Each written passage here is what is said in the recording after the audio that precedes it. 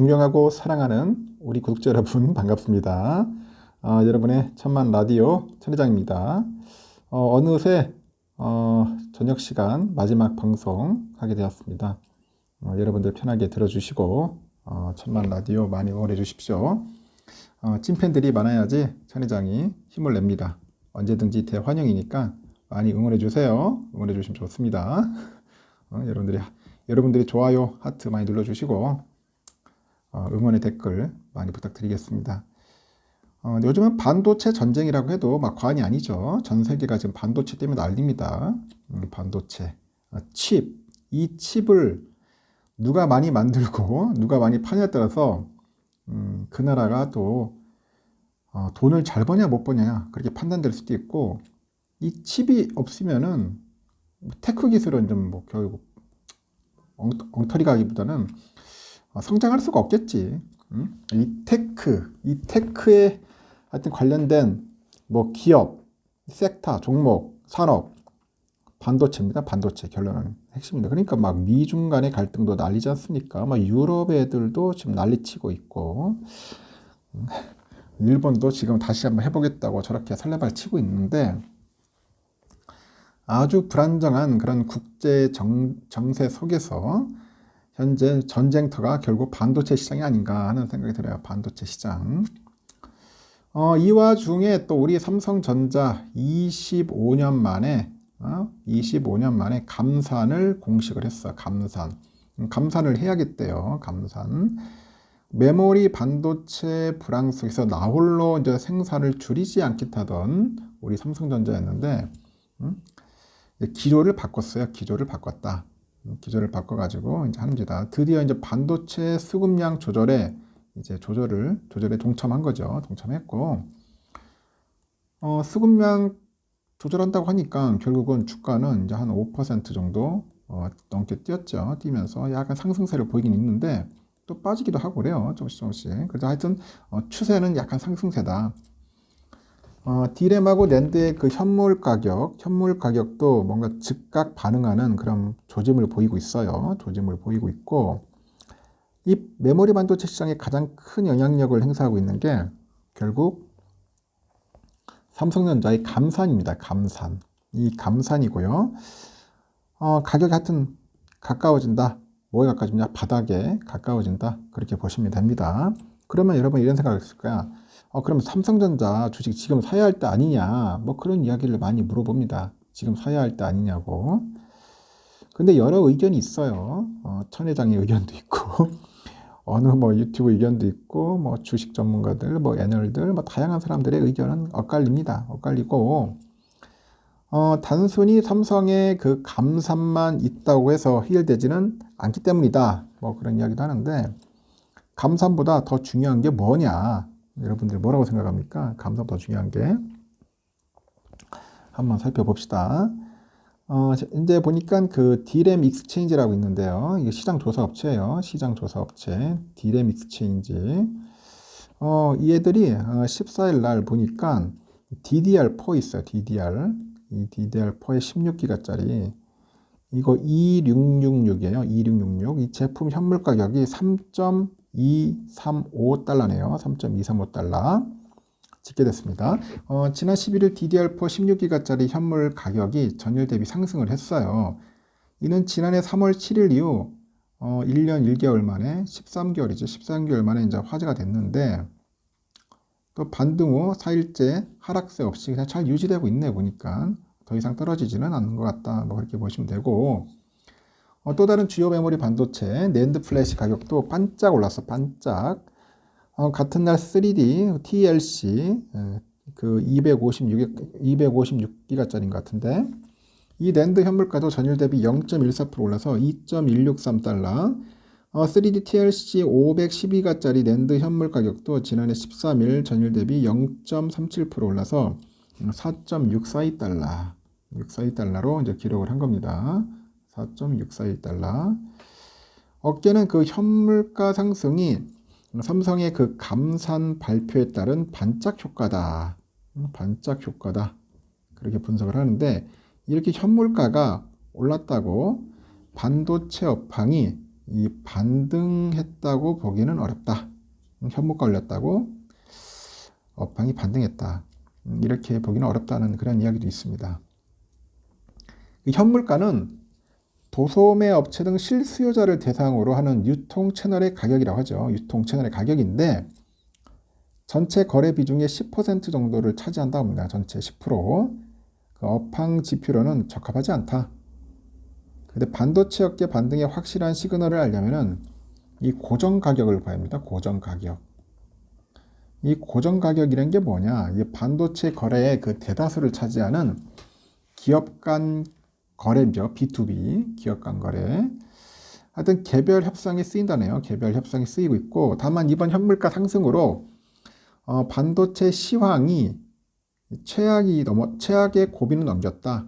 그런 평가가 우세합니다. 평가는 우세하고, 이 고정 가격이 통상 현물가와 3개월 안팎의 시차를 두고 비슷한 흐름을 보인다는 점을 고려하면은 반도체 업계가 현재보다 더 나빠질 가능성은 낮다. 뭐 그런 이야기를 하는 거죠.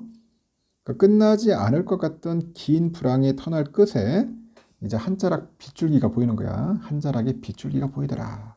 희망론, 이제 희망론이 나온다. 여러분도 좋아하잖아. 희망회로 돌리잖아요. 계속 희망론이 보이더라. 그러면은 이거 진짜 일각에서 그 반도체 업계가 그 하반기 실적에 성공할 수 있느냐? 그렇게 한번 되물어 볼 수 있겠는데, 그 아직까지는 좀 두고 보자. 글로벌 경기 침체. 좀 계속 나오잖아요. 경기 침체 올 거다. 지금 난리잖아요. 금리 인상 아직까지. 뭐 이런 이유 때문에 그런지 수요 부진 흐름이 바뀔 기미가 보이지는 않다고 하죠. 최근에 또 애플의 그 PC 브랜드 맥이라고 있어요. 여러분들 맥북 알죠? 이 맥이 상당히 충격적인 성적을 냈어요. 지금 보니까 맥도. 시장조사 업체 조사해 보니까 올 1분기 애플 맥 제품 출하량이 410만 대인데 전년 동기 대비 한 40%가 떨어진 거야. 급감했어요. 전체 PC 출하량은 5,690만 대인데 전년 대비 29% 감소를 했죠. 시장보다도 애플 맥 감소세가 더 가파른 거야. 응? 애플이 많이 안 팔렸어요. 이 애플 맥의 큰 하락세에 그 업계도 충격이다. 충격. 쇼킹이다. 애플은 충성 소비자가 탄탄한 제품이기 때문에 전체적인 시장 그 침체기도 선방을 해왔거든요. 선방을 했는데 지난해 3분기만 해도 PC 출하량이 15% 감소할 때 애플 맥만큼은 뭐 40% 정도 상승을 했단 말이야. 그 4분기에도 보니까 이제 출하량이 3% 하락하는데 그쳤다고요. 그런데 올 1분기에 보니까 이 40% 하락이라는 최악의 성적표를 받았다는 거야. 40% 엄청나게 받았어요. 최악이다. 최악. 이렇게 애플 맥의 부진은 경기 침체에 따른 그런 수요 위축 흐름에 아직 변화가 없다. 그걸 이제 반증하는데 아직 소비자들이 고가의 그 IT 기기에 지갑을 열 생각이 없다는 의미입니다. 너무 비싸. 여러분들 아시잖아. 맥 제품은 애플 제품 너무 비싸더라고. 천혜장도 사고 싶어도 가성비가 떨어져요. 떨어져서 사고 싶지 않아. 그냥 삼성 노트북이 편해요. 저렴하고 저렴한 것도 아니겠지만 하여튼 괜찮아요. 가성비 좋아. 그래서 뭐 미쳤다고 돈 두 배나 주고 애플 맥 살 이유가 없다는 거죠. 완제품인 스마트폰, 태블릿, 뭐 PC 등의 수요가 개선돼야 이에 탑재되는 그 반도체 업황의 개선도 확실해지겠다는 거죠. 그래서 삼성을 포함해서 이제 반도체 주요 기업의 이제 실적 개선, 이 실적 개선은 올 3분기나 또는 한 4분기 이후에 나타날 거라는 그런 시각이 좀 있어요. 높아요. 유진투자에서도 리포트를 낸다고 보니까 그 감산 발표에도 불확실성은 너무 많다. 거시적 환경도 시시각각 분위기도 바뀌고 있고 무엇보다 재고가 많아도 너무 많고 수요도 기존 예상보다 더 좋지 않을 가능성이 높다. 아주 신랄하게 평가를 했네. 그러면서 과연 어느 정도 속도로 재고가 줄어들 수 있을지 대해서는 확언하기 어렵다. 애널들조차도 이 수요 회복이 언제 시작될지 몰라. 애널들도 다 달라요. 공부하기 나름이고 분석하기 나름이고 하여튼 조사하기 다 나름인데 애널들도 다 몰라. 맞출 수가 없어. 힘들어요.